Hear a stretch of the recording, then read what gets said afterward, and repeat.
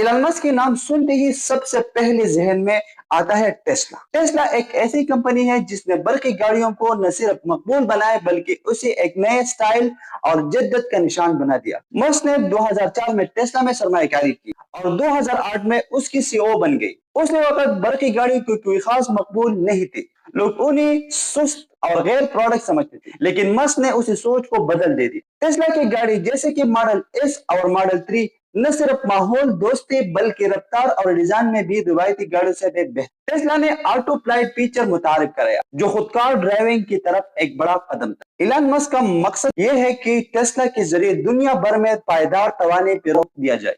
आज टेस्ला की फैक्ट्री दुनिया भर में फैली हुई है और ये कंपनी न सिर्फ गाड़ियां बल्कि सोलर पैनल और बैटरी स्टोरेज सिस्टम भी बनाती है।